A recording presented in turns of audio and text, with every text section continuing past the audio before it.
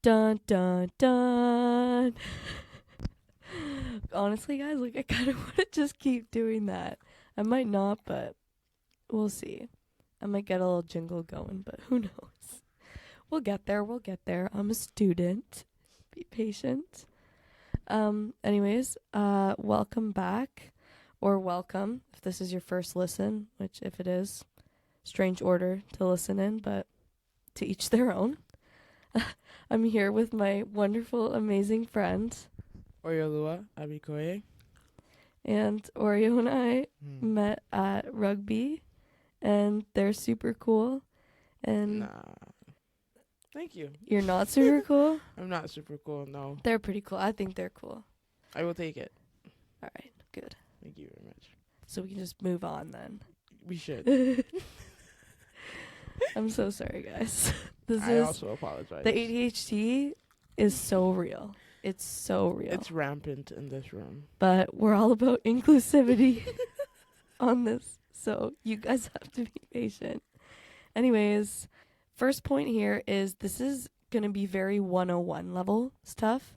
I just think it's really important for you guys to be able to understand the way that I understand things, because I think that's important for communication. And if I'm going to be having conversations with people on here and everybody listening isn't able to ask questions about my thought process and how I think about the world and how I kind of navigate viewing things and trying to understand why things are the way that they are and why social issues come about, then I think it would be valuable for you guys to be able to hear me talk about the way that I understand it. And Oreo and I share a lot of the same opinions when it comes to things.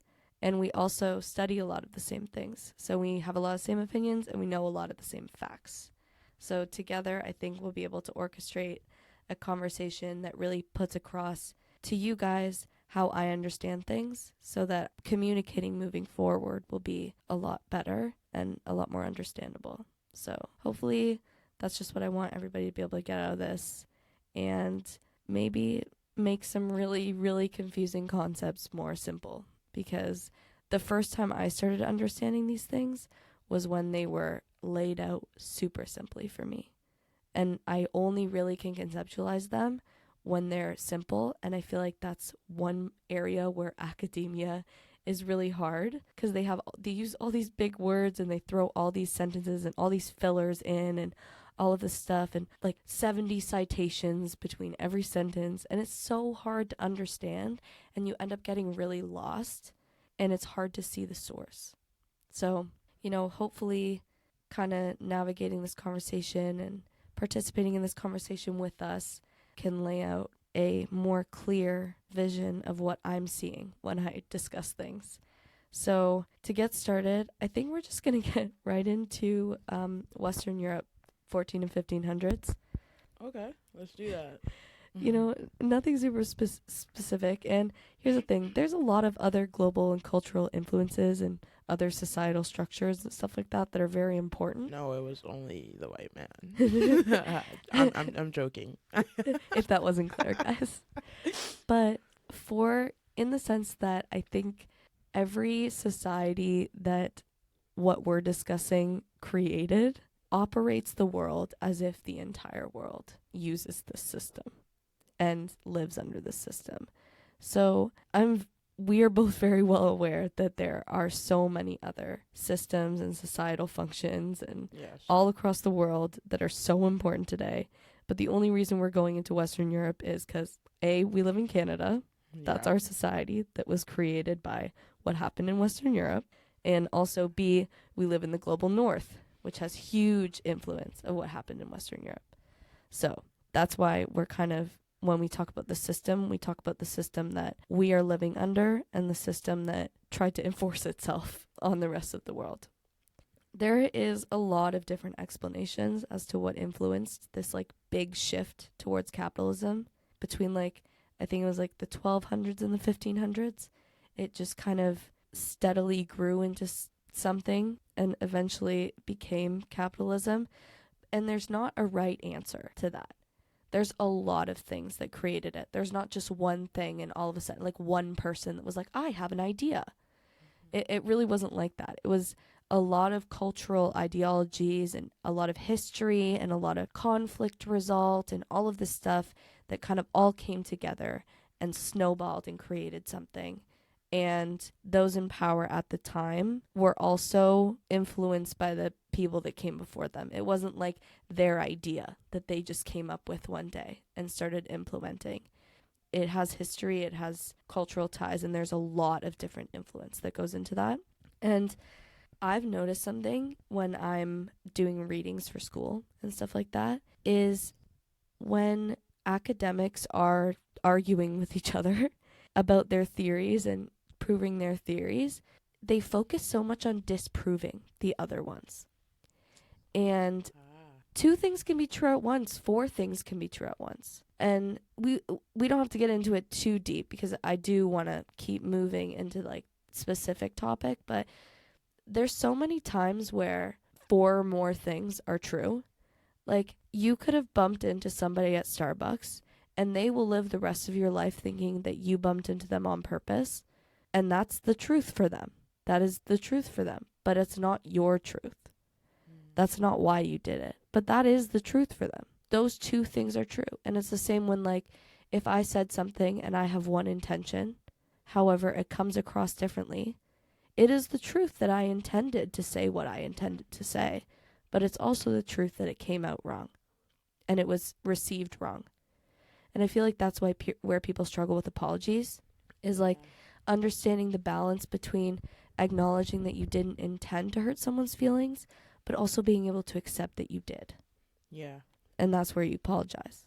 So, many things can be right at once. There's a lot of different explanations, and academic theory is always growing and changing. So, I don't think there's ever going to be a right answer or an answer that we find. So, it's a lot of things.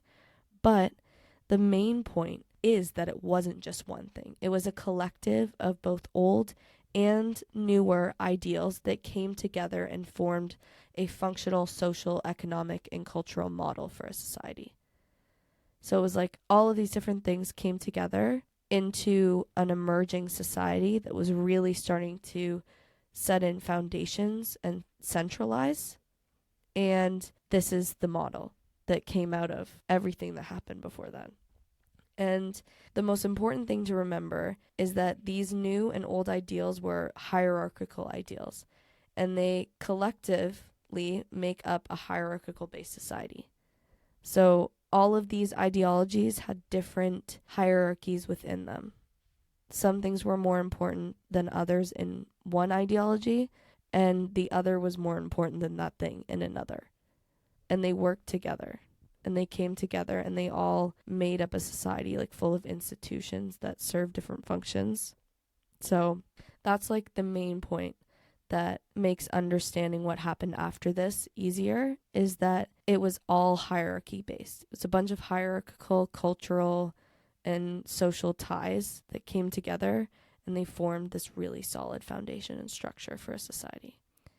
And then the important hierarchy to the shift was the institutionalized religious belief that God built the earth for humans to use and that humans were designed in God's image, and only humans. So this is the big thing, is that this honestly has nothing to do with individual people's faiths and religions. There were so many cultures and religions all over Western Europe at this time. But the people in power institutionalized religion, and they institutionalized this ideology that the earth was built for humans to use, and that animals were here for humans to use.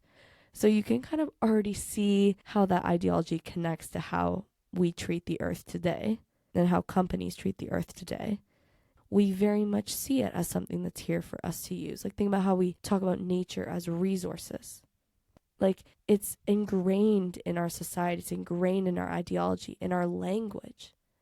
It's how we view nature is like existing for us to use. It's a very, very self-centered ideology. And it's not how a lot of people all over the world were living. Even in Western Europe, most people at this time didn't live that way. They were farmers and they lived off the land and they had a lot of different cultures and religions, and all of that was taken away from them. They fought too. Like, this happened in Europe before they went and did this to everybody else all over the world. They did it to their own people.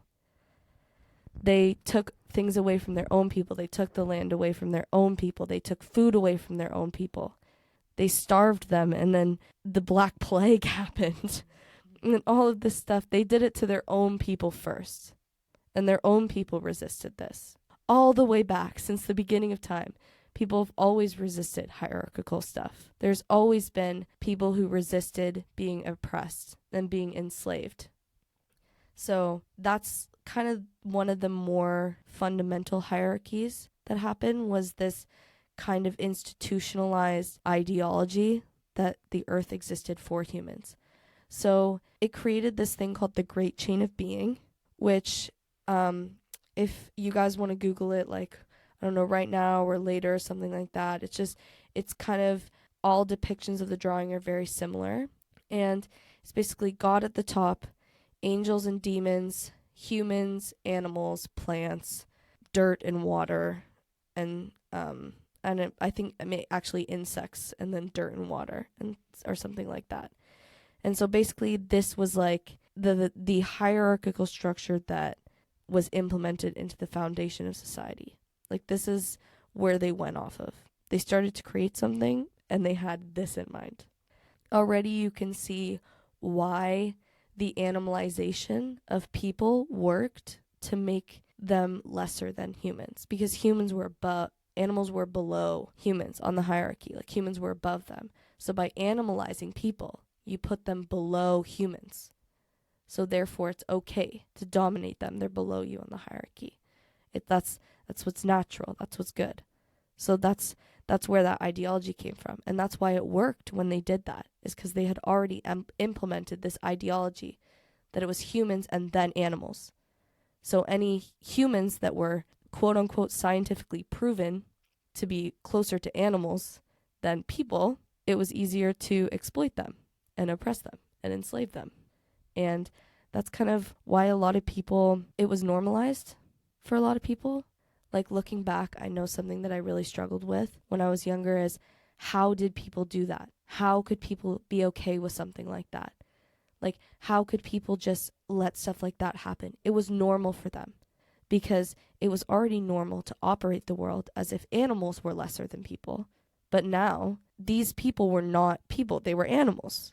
So that was okay. And that was the belief, and that was the ideology. Obviously, there's always people that didn't believe that, and there was always people that valued animals and still did all throughout time. And that's why those further facades didn't really indoctrinate them. But for the most part, people, it was normalized. It was totally normal for them. And that's why they allowed it to happen, is because they already had that ideology. So it's very easy for someone to be like, oh, no, but those are animals. It's okay. And then it's like, oh, it's okay, because we've already been doing it to animals. And then it was like, those animals are, they're not living beings. They're like nature. They're dead. They're machines. This is all real. These are all things that they very much said. Like, scientists at the time, people in charge at the time, wrote in their journals, wrote in newspapers and academic books, everything taught in schools, the whole shebang. This is what was taught. So, yeah, great chain of being. That makes sense when you realize how they connotated people as, like, beasts or, Yeah, that's when other words that I will not say. Yeah, when they're using animalistic terms to describe certain groups of peoples. Yeah. Well, when they started changing and shifting the hierarchy to fit their new narratives, they started adding categories like, beasts, and then further words that I also am not going to say, but I'm sure you guys can understand the picture. And even terms like, like wild and like uncivilized, underdeveloped, all of these terms, it's like less evolved, because they were using science to prove how these people were closer to animals than humans, because they were like less evolved. And that's why all this language and all that, it was all these little things that they did to like normalize it and just make it so believable. Because like I said earlier, if I was sitting here and I had been going to school for 30 years studying a topic, and I told you guys a lie, like a flat out lie about the topic, a lot of people would be quite inclined to believe me because I've been studying for 30 years. And that's what these people did at the time. They were saying things, and because they were the ones in school, they were the ones learning things, they were the scientists and the philosophers and the academics, people just believed it. So from this point on, there's no real way for us to tell you guys exactly how everything unfolded, because things happened before, things happened during, things happened after. So in no particular order, we're now going to go into the different ways that the hierarchy was weaponized moving forward in order to fit newer and newer narratives. So how the hierarchy is weaponized in order to fit the narrative of exploiting the land, how the hierarchy is weaponized to fit the narrative of exploiting human beings, how the hierarchy is weaponized to exploit animals. And so they use this original hierarchy and they implemented all these ideologies into it. So it'll start to make sense, like, as we get into it. They took the category of human on the great chain of being and they began breaking it down more. So there was patriarchal influence, which positioned men above women on the hierarchy. And it's very important to note here that other hierarchical structures, such as social class and race, can position certain women above certain men, and this also doesn't position all men equal to each other. So patriarchy doesn't mean that all men are above all women, because there's other influences in our society. And it also doesn't mean that in certain other hierarchies, such as, like I said, class and race, that there aren't women that are in social positions of power above men. So kind of that idea that's like, oh, the patriarchy isn't real because Kamala Harris is the vice president of the United States. That's not the patriarchy. It doesn't matter who's in charge of this system. It's still a patriarchal system, because it's not even really about men and women. It's about power. Jinx. Like, that wasn't planned at all, guys. Seriously. But yeah, so I think it's really important to acknowledge, because so many people, and even me, like, for so long, when you hear the patriarchy, you just think, like, that's just about all men having all the power. And that's really not true for our society right now. It wasn't even true when this began, because there was women that were eating every single day in a palace, while there was men starving on the street. So, and it wasn't always about all men being above all women. It was just about, at the very, very, very, very top, the power was held by men. And they also dominate other men. And women in positions of power dominate men. That happens. That is also the patriarchy. So the patriarchy isn't just about men being in power. It's deeper than that. It requires a lot more context than just blanket statements. So I hope that gives a little bit of perspective as to when the patriarchy kind of comes up, and it does get confusing, because it's like, wait, but I'm only like a janitor at work or something like that, and like the CEO of the company is a woman, and like she's in a position of power above me. Yeah, that can still be the patriarchy. She is actually enforcing the patriarchy. She's reproducing the patriarchy. Women can also reproduce the patriarchy. It's not just about men. So, and that's a really important point to bring up, because I do feel sad when I hear, especially men, feel so attacked by the word patriarchy that they just tune out. True. They stop listening. Yeah. And I think it's important to keep listening, because it's about all of us. It's not a men versus women thing. If anything, we are pitted against each other, and we need to figure out a way to overcome that. Yeah, because there's no version of a real man or a real woman. Yeah. What makes you like? There's a lot of women that'll do it too. Be like, that guy's not a real man. I can't Yeah. be with him. Yeah. It's in our Nah. language. It's ingrained in our language. No. Mm-hmm. So that is within this original hierarchy. That is the breakdown of gender in humans. They broke down the human category. And if you kind of imagine it on a scale of like, you either go one way towards human or you go the other way towards animal, the closer you are on this line towards human, the more deserving of social power and the more capable of having social power you're believed to be. It's like the Family Guy episode where he has to get through the border, and the guy brings out like the allowed across the border color sheet. Yeah, exactly. It's like 2 brown across, but 2 white to not go through. I love that scene because it's just such a good social commentary, because that's basically how it was set up. It's like you have to. There's white people that can fit the status when it started. I almost want to do an episode on Family Guy's social commentary. Hilarious. Because I actually love the social commentary in Family Guy. I do too. I don't enjoy like Family Guy on its own, but the commentary on it once in a while gets me for sure. The symbolism of Peter Griffin as a character is so interesting to me. I love talking about it. So maybe I'll do that in the future. If anyone out there is a Family Guy fan and wants to come in on here and talk about it, let me know, because I would love to do that. Anyways, and then another hierarchy we're all familiar with is obviously white supremacy.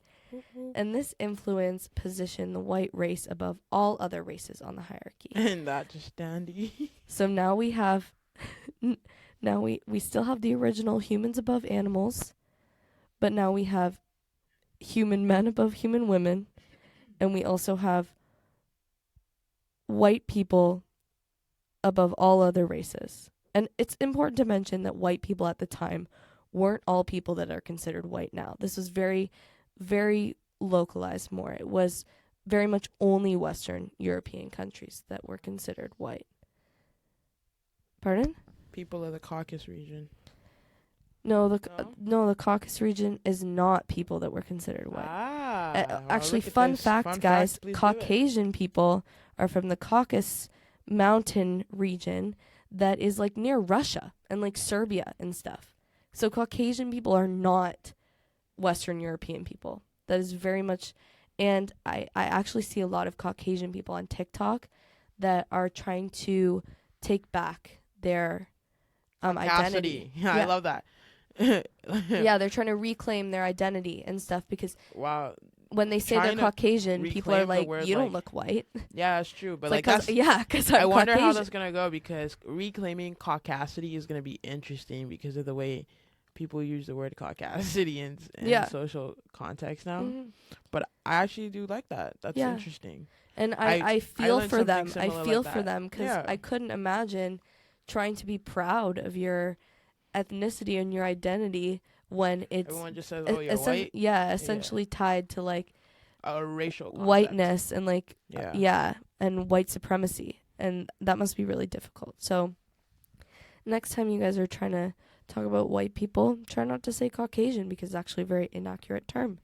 I actually did learn that recently. I only learned that recently looking on the map to learn more. Yeah. Because I think I met a Colombian Azerbaijani person who is Caucasian but not white. And was I in for a lesson when they were like, I'm not white. And I was pale in the face like, oh shit, but you just said you were Caucasian. And I was like, what the fuck? Seriously, I only learned this recently. I saw somebody's post on TikTok and I was like, oh. I went and looked it up.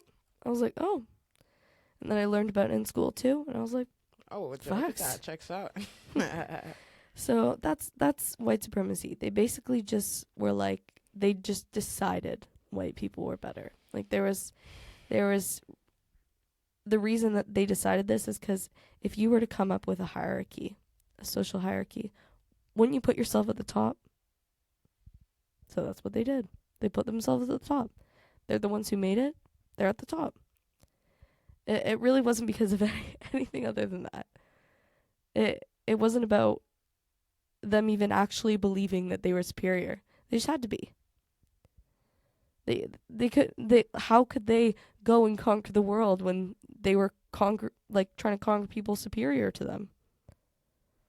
It just wouldn't work.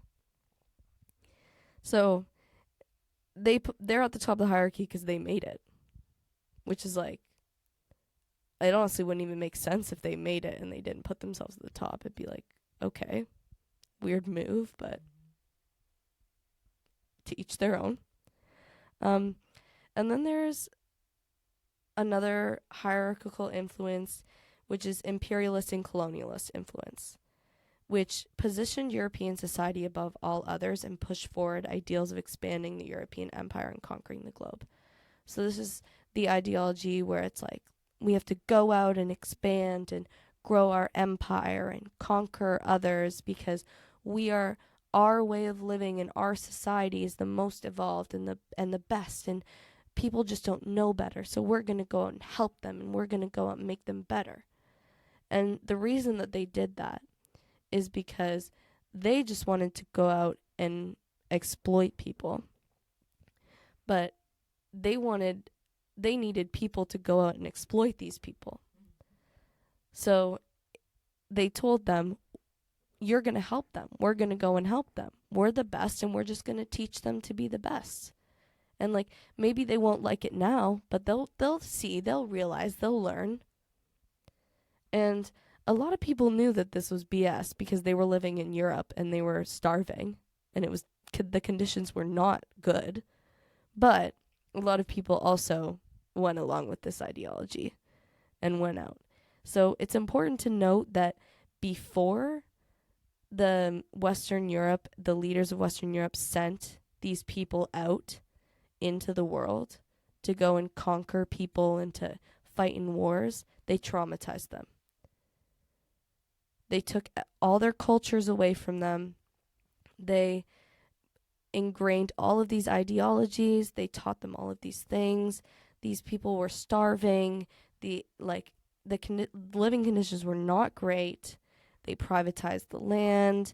All of these things, they were not nice to their own people. And that's why these people went out and reproduced this domination and this violence, is because they had experienced it their entire lives.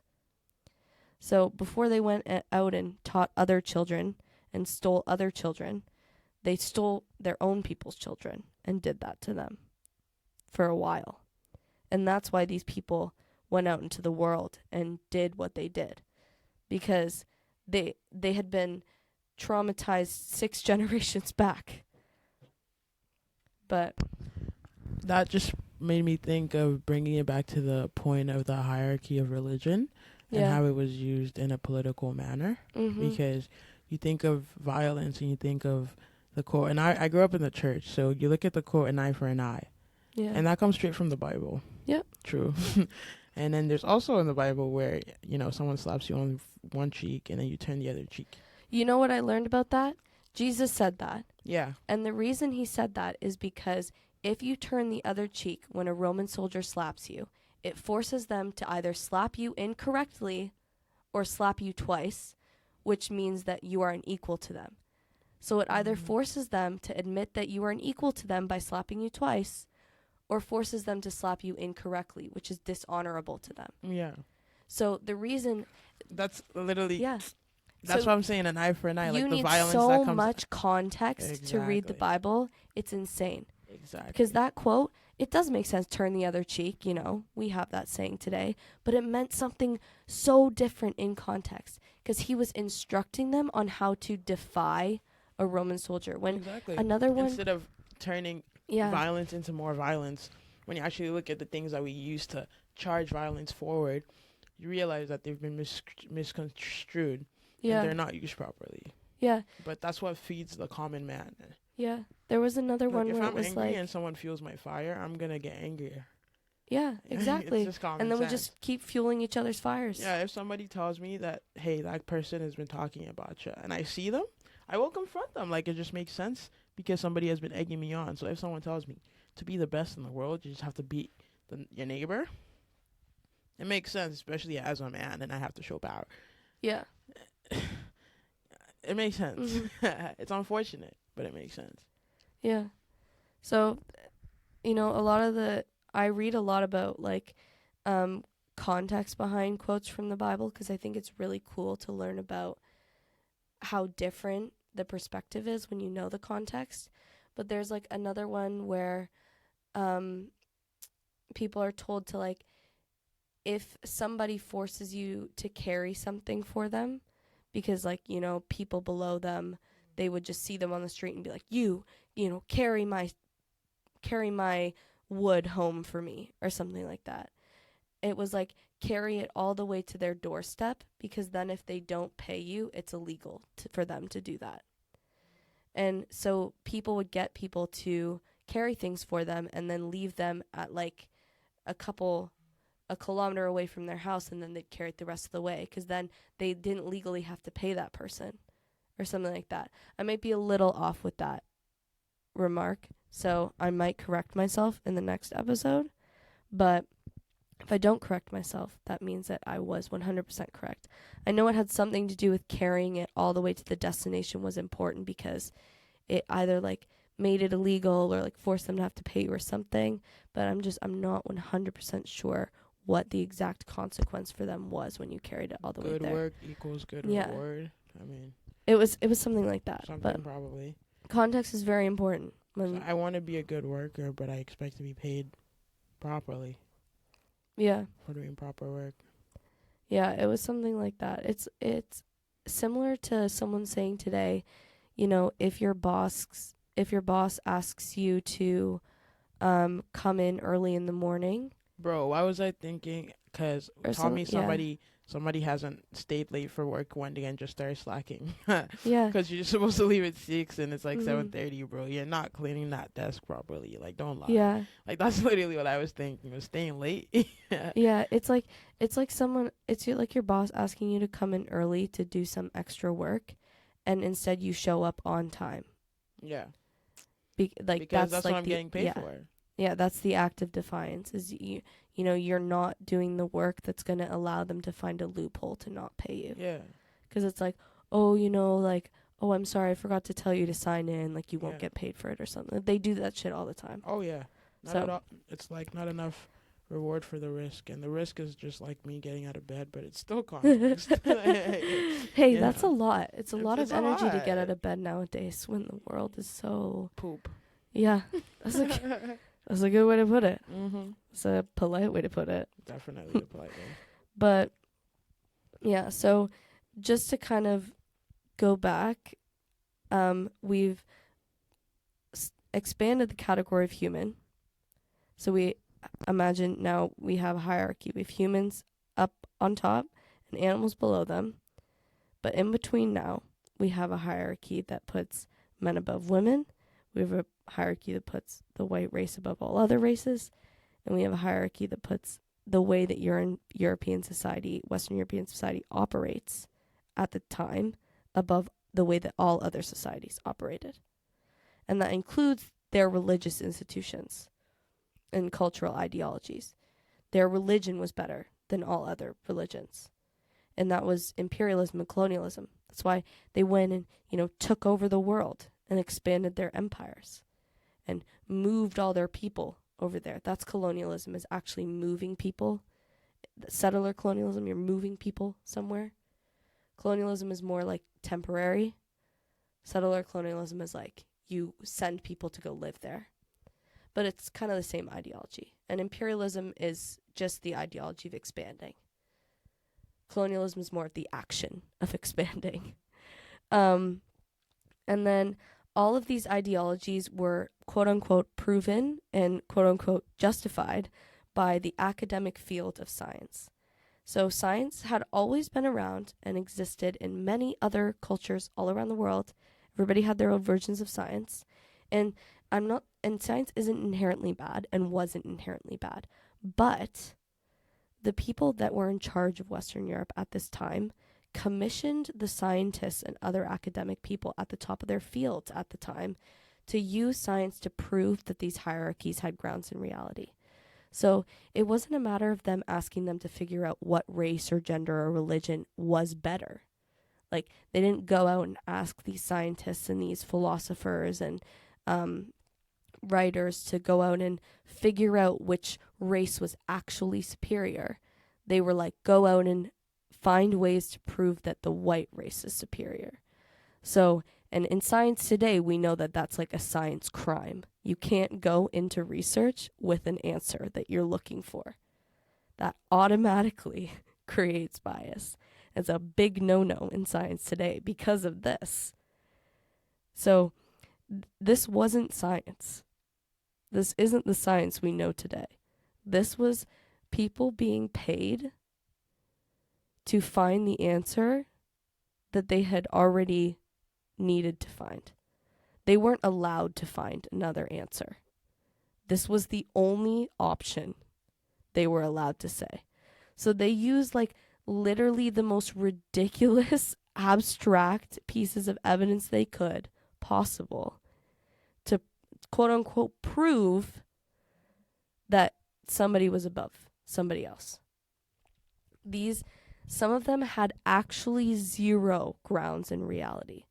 Like, some of them were physical characteristics of people, but some of them were like completely made up. Like, I know skull size was a big one.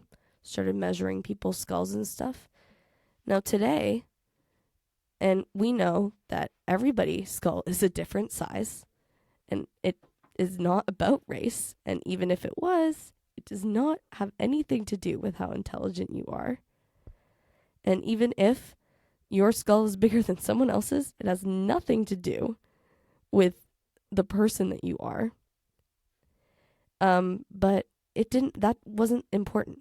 The important part was them being able to say, someone having I think it was like, honestly, I think they were saying that like the smaller skull size. Something like that. They were using people's skulls and they were like, this is a white skull and this is the most evolved version of the human skull. Yo, they used to talk like, I remember studying Sarah Bartman in school and how they'd use the fact that she had a big bum to prove that she was inferior to white women. Yeah. And it's everybody getting BBLs today. Yeah, exactly. Like, they took like everything. They took characteristics of jealousy is crazy. The superior group in question. So let's just we can refer to any of these specific hierarchies.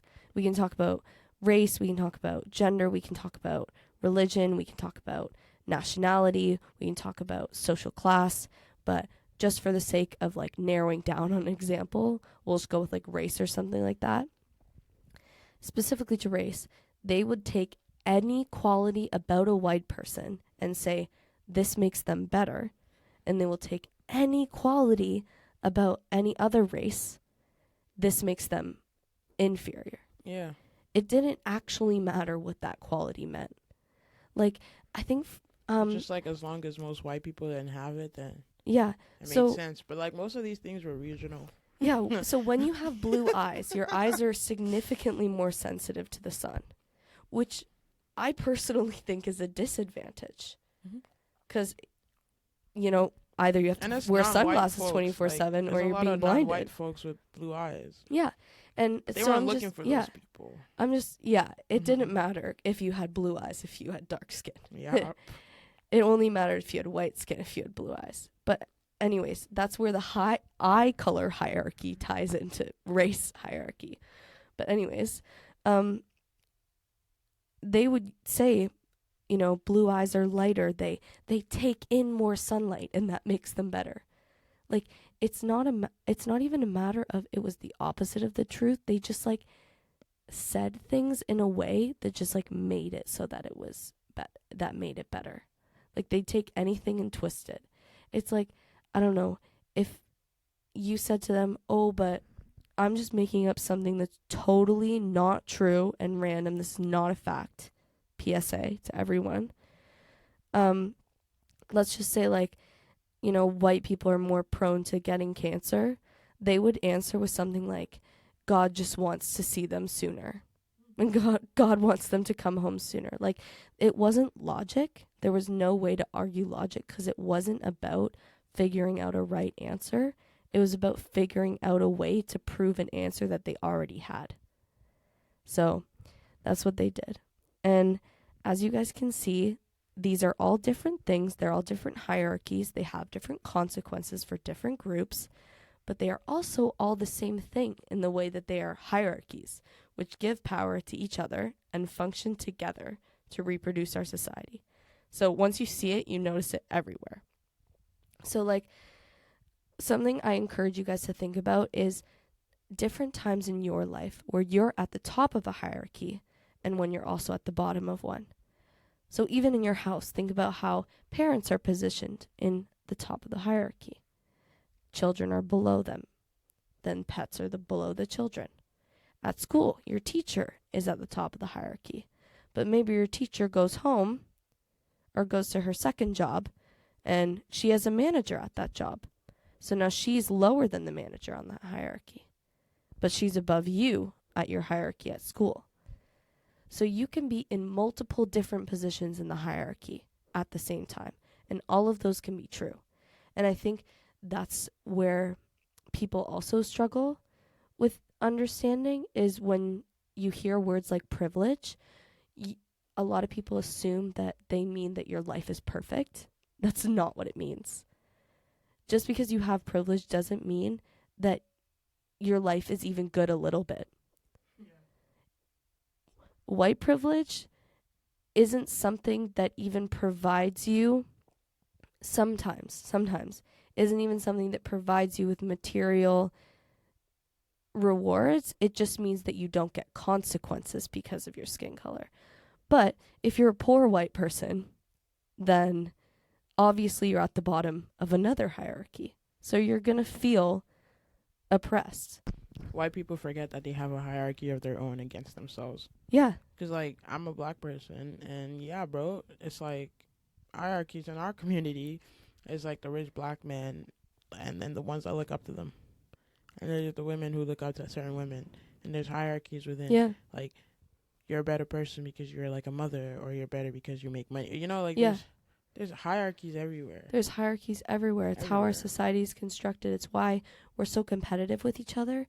And another reason that this hierarchy is really dangerous and these ideologies are really dangerous is because it's the same ideology that causes people to think that the successes of other people are the consequences of theirs. Mm-hmm. Because honestly, in this society, it is true. If we were going to put another race at the top of the hierarchy, it would mean that only they could be there. Yeah. Because this societal structure isn't designed to have everybody at the top and be equal. That's why, even though we have supposed gender equality in Canada, everybody is still suffering extremely. Because putting women in positions of power in society doesn't change the structure of it. It just puts them at the top of a hierarchy, and they dominate everyone below them. Yeah. And it still sucks for literally everyone else. And, like, even in my life, I think something that I notice a lot is even though I am a woman, because I'm at the top of so many other hierarchies, I almost don't even notice it sometimes. And it's like something that I don't even feel like I can resonate with, just because, like, in terms of social class and in terms of whiteness and even in terms of, like, ableness and in terms of, like, age. Like, I'm a young, able-bodied, white, wealthy woman. And so, and woman comes last. And a lot of people don't, like, a lot of people don't make me feel like they see that when they see me. You know what I mean? And so I think it's important for people to recognize that, yeah, we can be at the top and bottoms of different hierarchies, but intersect. I saw the fact that you were rich first before I saw that you were a white girl. Has nothing to do with your point, but if it helps. I don't know if that. I don't know, guys. The white part, and definitely was the second part, but the rich part came first. Yeah. Because at least, hey, man, if you were broke, like, we ain't got that in common. Then you Fair come in enough. rich, and I'm like, Fair okay, like, we got glasses together? Perfect.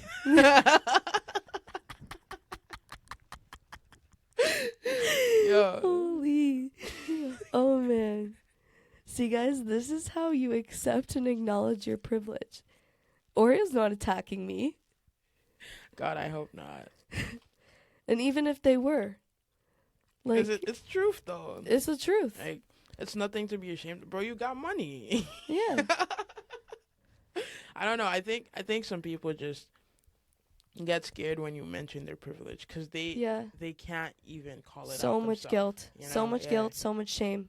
If you tell people to name their privilege, I bet there's a lot of things people will miss that they didn't know was Yeah. a privilege to have. Like, the ability to see is a privilege. The fact that I'm able-bodied. And doesn't mean I don't have disabilities, but I can move on my own without my own limbs. Mm-hmm. Like, I am privileged that I speak multiple languages. Yeah. I don't have to take any medications. I do Yeah. take medications, but I don't have I don't to. have to. I could live without them. No. I don't have to pay for my medication. Yeah.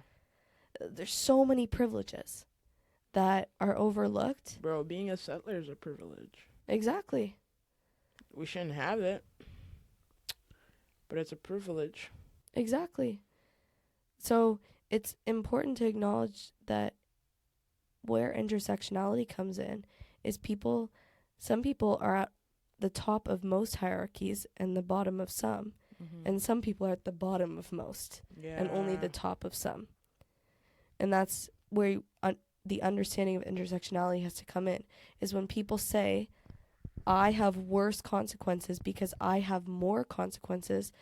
What they're saying is that their identities intersect to put them at the bottom of different hierarchies that all exist. Yeah, and the history of the word intersectionality was actually Kimberly Crenshaw at a women's conference telling the story of this time where she applied for a job that she was more than qualified for. And mind you, this term came about in the late 80s, early 90s or something like that, if I'm not mistaken. I used to know the exact date, but it's been a while. So she applies for this job. She's highly recommended for the job. She has all the qualifications, and she doesn't get the job. And they get back to her, and it's like, well,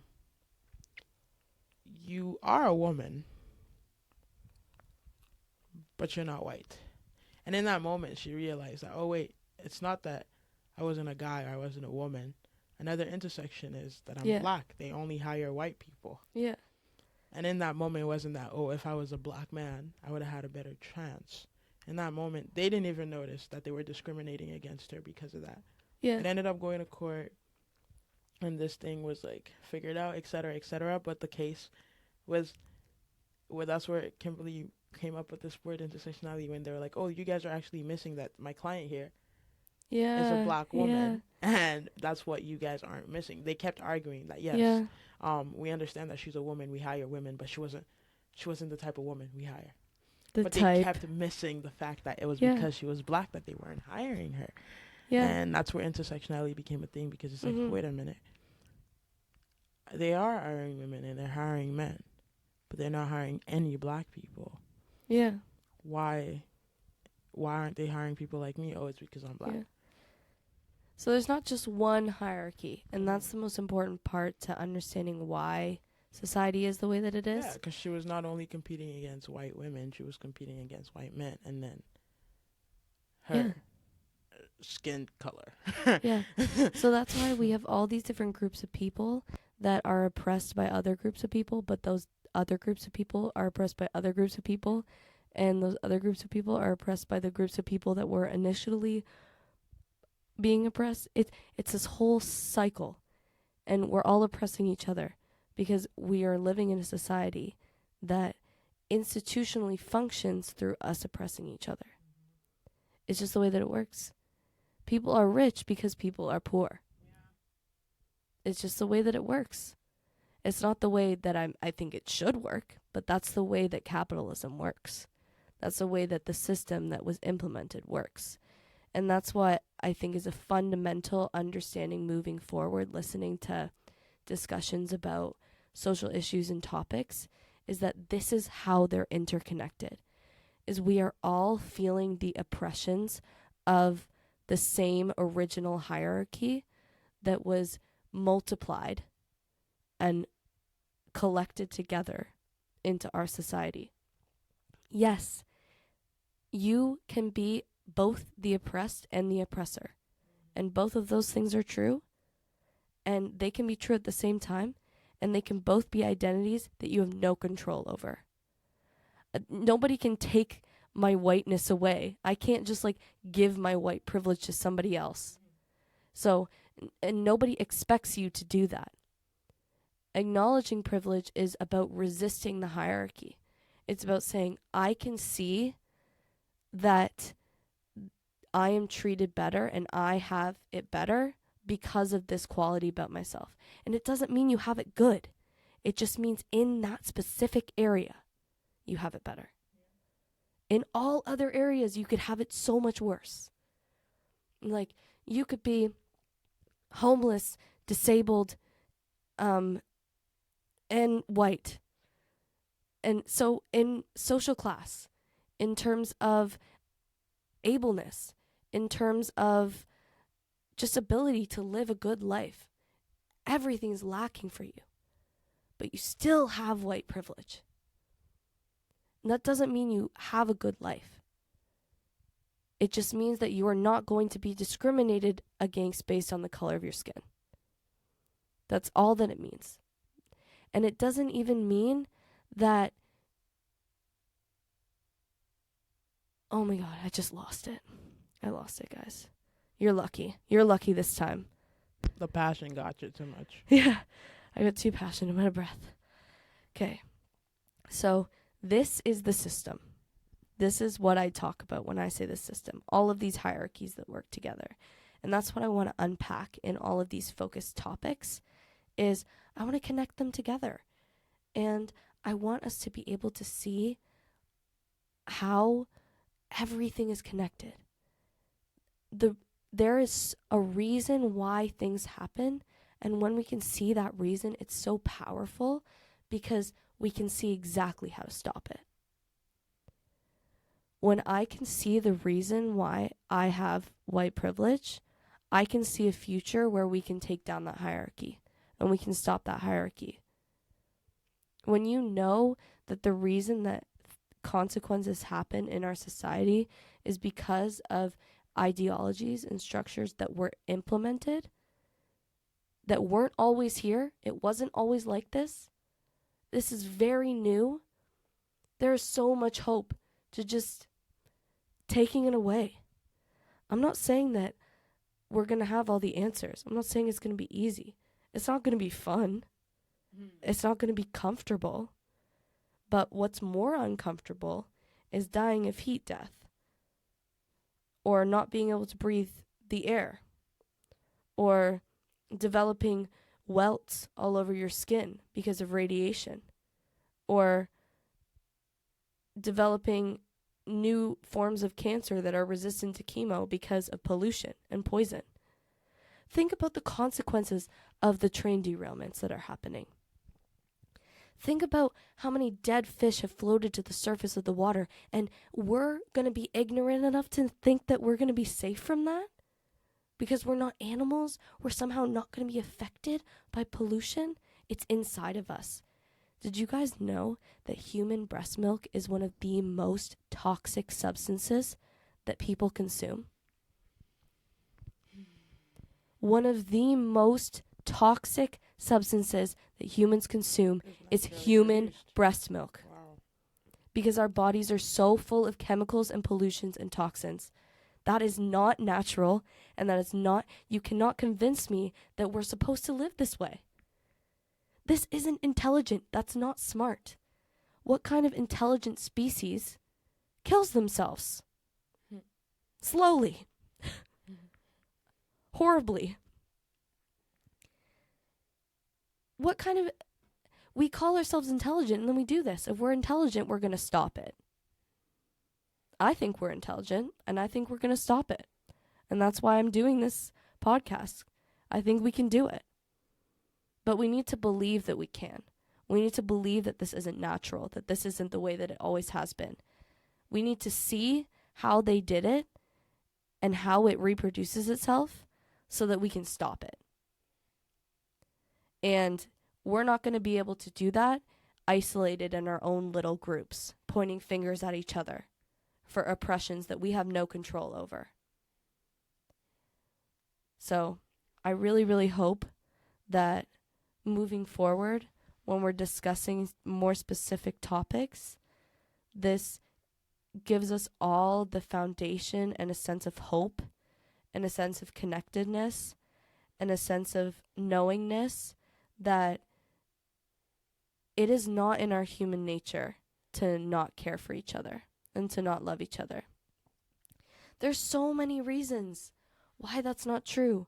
Like, did you know that soldiers in Vietnam loaded their weapons more than they fired them because they were stalling time because they didn't want to fire at people? That is human nature. I didn't know that. Yeah. That is human nature. That's sad. Yeah. It is not human nature to send young boys off to die in a war. They didn't want to be there. That's not human nature. Mm-hmm. Human nature was those young boys refusing to shoot each other. That was human nature. Human nature isn't sitting in your house while your neighbor's house is on fire.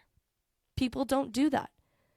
Why do people donate all of their stuff when people's houses burn down?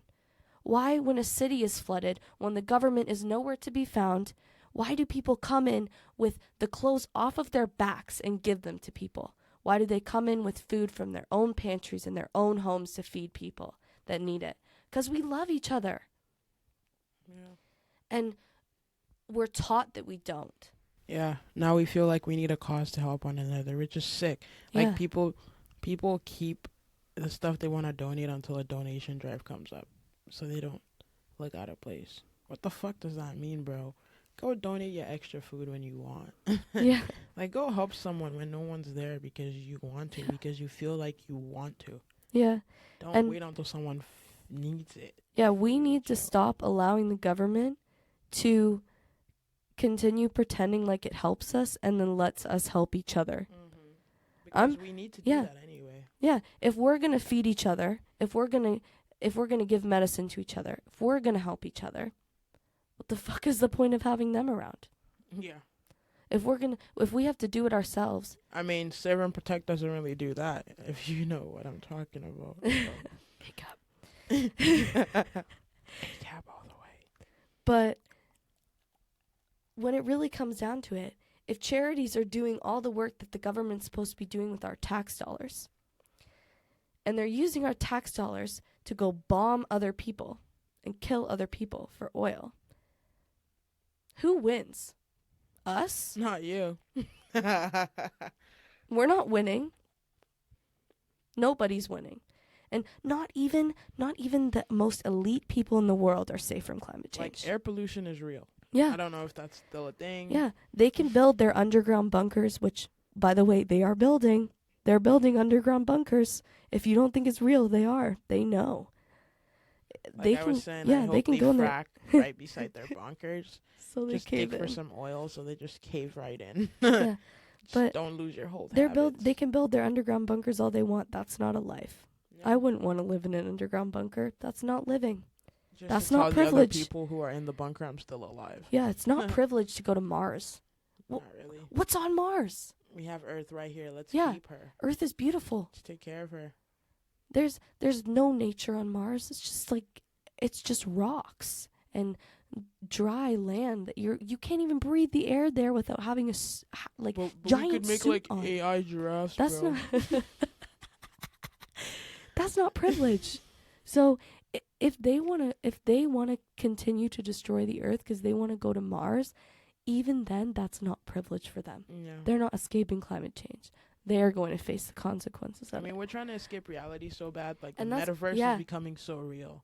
Some people are spending 24 hours a day in there. Guys, seriously, if I can give you one piece of advice that you really need to listen to, if someone ever tries to tell you to get into the metaverse, don't. Like, I'm not a conspiracy theorist. I don't touch too far into things that are not factually proven and don't have like actual evidence to support them. But there is actually no way that you can tell me that the metaverse isn't just a way for them to try and normalize the destruction of the planet right in front of our eyes. because you can have everything, right? You can go to the supermarket. You can go to the gym in there. They're going to throw all our unconscious bodies into one room, make some oxygen in there, and we can all live in the metaverse. That is not living. Isn't it called like downsizing or something? Get the perfect life. Oh, yeah. What is it? Mark Wahlberg? Yeah. Yeah, Like downsize. And his wife doesn't do it with him. Mm-hmm. Only he shrinks. Man, I still resent her for that. Honestly, yeah. I felt his pain there. I understood it, but man, why would you? Why would you let him do that? They sold him the dream, though. Yeah. You have a better life when you're shrunk down and living in a virtual utopia. Exactly. But, anyways, I hope that this kind of really conceptualized how I understand things and helps you guys understand when I say the system, or that's how the system works, or we're all part of the system and we're all oppressed under the system, that those aren't just general statements anymore, that there's more understanding and more context, because I hope that this has kind of given you perspective into my insight. And I'm really, really excited to start having you guys on to get more into detail about all of these individual things and all of the consequences that come from the individual hierarchies. Because these, there's less than 10 hierarchies we unpacked here, and there's probably 1 million different consequences for all of them. Everything is connected. All of our struggle is connected. It is our struggle. It's not their struggle and then my struggle. It's ours. It's all connected. If we are going to get out of this mess, we're going to do it together. We have to. There's no other way. Because the only other option is to watch the earth try to balance herself out. I don't want to be that person, but it really was just the human race. It's capitalism. It's one us, yo. We have to fix it together, because even if you hate everyone else beside you, you want to be alive. Yeah. And there's a reason why humans evolved to be humans. We are I think it's called the keystone species. Yeah, we adapted. We are extremely important for the functionality of the planet. We are the stewards of the land. And the reason that European explorers praised the natural landscape of North America was because indigenous people worked with the land to maintain it and actually make it better than how they found it. So that's why they did controlled fires, because it opened up the forest floor and allowed more of the forest to grow and flourish. There's so many examples of this. I know in braiding sweetgrass, Robin Wall Kimmerer talks about a science project that one of her students did, where it was actually that if you harvested sweetgrass along with methodologies of the honorable harvest, which is several indigenous cultures have various definitions towards this, but I'm pretty sure it was Anishinaabe, the one in the story. But it was this kind of understanding that you only take half, you only ever take half or less, you leave it better than you found it, and you do whatever you can to return a gift to the land. So maybe you pick a few flowers and then you throw some water down and water them, and that's your way of giving back. And for example, strawberries, your way of giving back to the strawberry plant is eating the strawberries, because that spreads the strawberry seeds. And so sweetgrass actually grows better and flourishes better when you pick it, but only when you pick it the way that indigenous peoples harvested it, not the way we do it today. But the way that they do it, sweetgrass flourishes around their communities because they listen to the land and they work with it. Humans are so important for the earth. There's a reason why we're here. And it's so harmful to just have this kind of ideology that, like, the earth is just better off without us anyways. It's not. And especially, think about all our poor domestic animals. That we've done this to them, and now what? We're just going to accept it and leave them here? Without us? And you think that's a better option? We need to figure out a way to go back to living in our symbiotic relationship with Earth. All other living beings exist in this relationship with the Earth and with the land. And it all works in one big cycle, and we are ignorant enough to believe that we exist outside of this somehow. We're in it. We're a part of it. And we need to figure out our position in it before it's too late. It is too late, kind of. But I still have hope. I think we still have hope.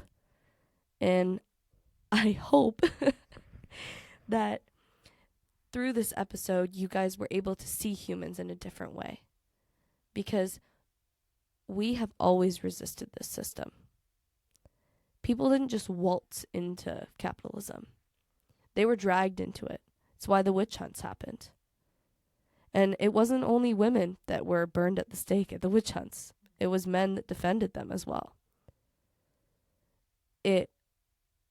People were dragged into this kicking and screaming. People have always resisted this, and they always will.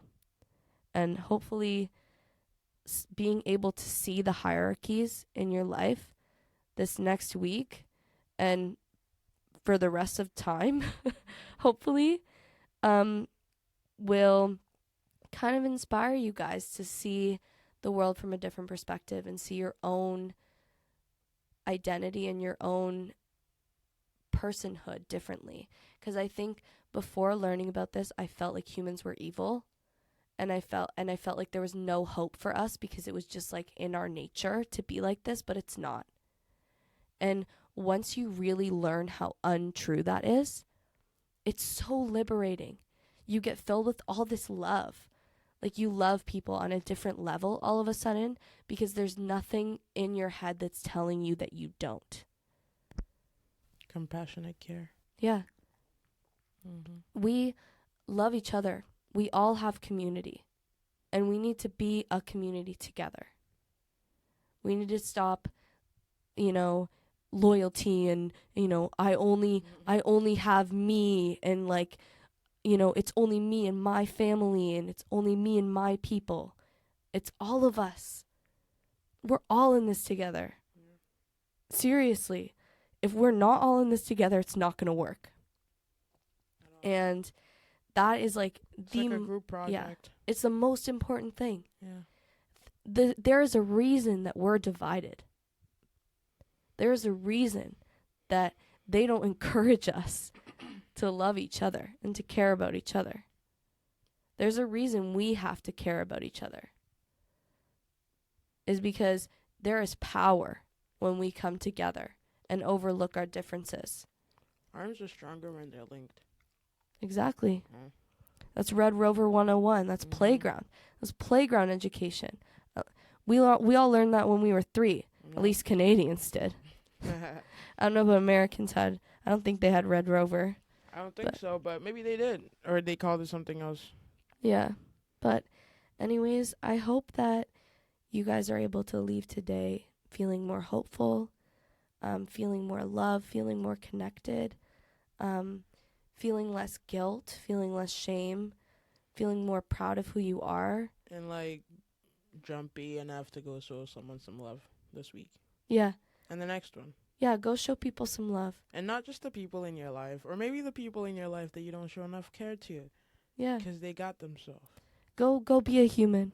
Yeah. Go do some human things like help Joy, somebody cross the street. Care, empathy.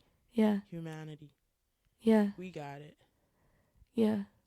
We gotta work it. It's like exercise. I think I want to close with something that Leets always closes our classes with.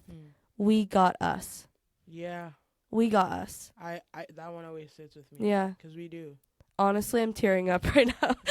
I'm not even kidding, guys. I'm so, like, I get so emotional talking about this stuff because I'm so serious. Like, I have this love for everybody. Like, I have this such a deep connection.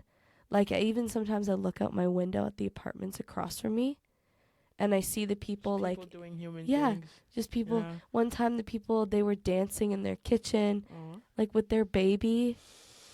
Yeah. And, like, it's so beautiful. The world is pure when it's we so remove beautiful. our labels. Yeah. Yeah. So we got us, guys.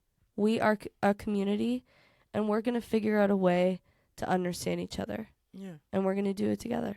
And hey, Vic, I got you too. I got you too. Word. Much love, guys. I will see you next week. Oreo, any last words? Thank you for having me, and practice community care. Yeah, you guys will see Oreo lots more. Man, I hope so. Yeah, we got a lot to talk about. All right. Tune in next time.